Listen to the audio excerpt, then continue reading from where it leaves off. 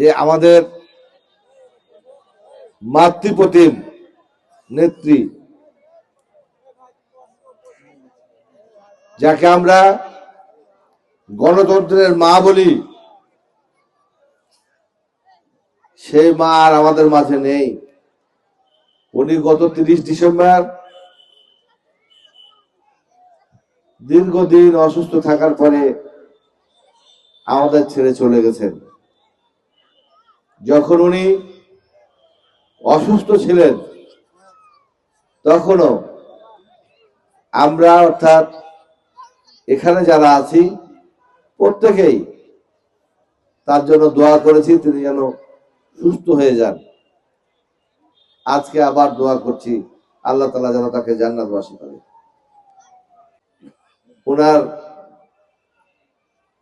দিকে তাকিয়ে বললাম যে এখন এসছি কারণ আপনি জানেন যে বাংলাদেশের মানুষ দীর্ঘ 17 বছর লড়াই সংগ্রাম করে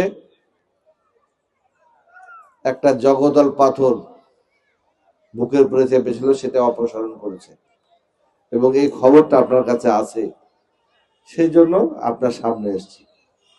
তো দেখলাম মনের অজান্তেই উনার চোখের 2 কোণ দিয়ে অশ্রু গড়িয়ে পড়ল,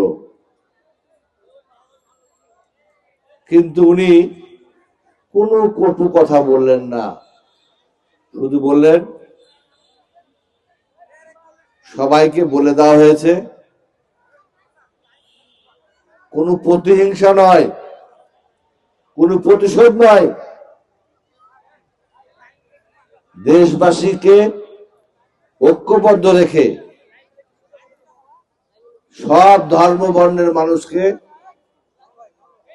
বিএনপি যেন ঠিক মতো দেখাশোনা করে সেই দিকে খেয়াল রাখবা।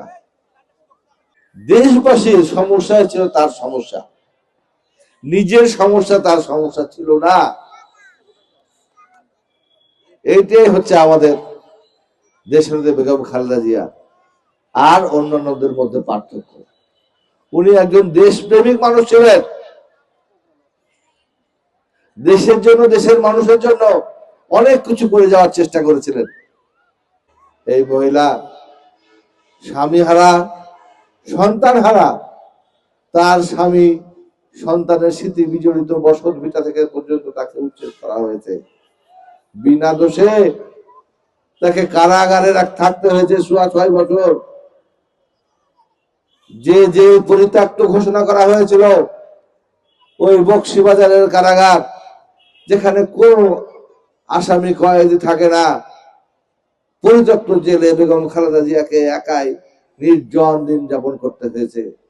সেই ঘরের মধ্যে তেলাপোকা ছিল, টিকটিকি ছিল, ইঁদুর ছেড়ে দেওয়া হয়েছিল তাকে নির্যাতন করার জন্য, এবং তিনি ওখানে অসুস্থ হয়েছিলেন।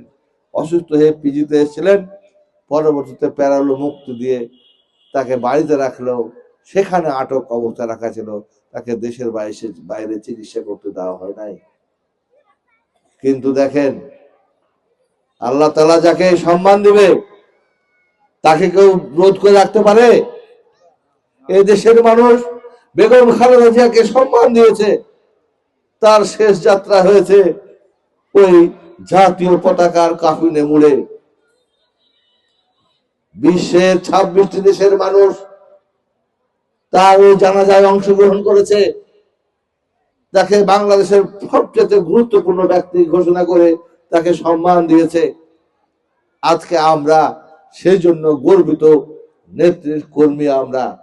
আমরা সেই জন্য যারা এই দেশের মানুষের জন্য সারা জীবন কাজ করছেন, তাদেরকে যারা সম্মানিত করেছে তাদেরকেও আমরা সম্মানিত করার চেষ্টা করবো ইনশাআল্লাহ।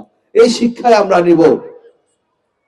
আজকে বেগম খালেদা জিয়া কতটুকু ভাগ্যবতী দেখেন, যে স্বামীর স্মৃতি বিজড়িত বাড়িতে তাকে থাকতে দেওয়া হয় নাই। সর্বশেষ আশ্রয় তার ওই হচ্ছে জিয়া উদ্যানের স্বামীর পায়ের নিচে তার আজকে দাফন হয়েছে। আজকে সেখানে উনি চিরনিন্দায় শায়িত আছেন। বাংলাদেশের শত কোটি কোটি মানুষ প্রতিনিয়ত তার কবর জিয়ারত করে। তার জানাজা এত বড় জানাজা হয়েছে যে কেউ গণনা করার ক্ষমতা রাখে না। আজকে উনি জীবন দিয়ে আমাদেরকে শিক্ষা দিয়ে গেছেন, একটি দেশ একটি জাতি তখনই উন্নতি করতে পারে যখন তাদের মধ্যে দেশ প্রেমের প্রশ্নে, দেশের স্বাধীনতা সার্বভৌমত্ব প্রশ্নে ঐক্যবদ্ধতা থাকে।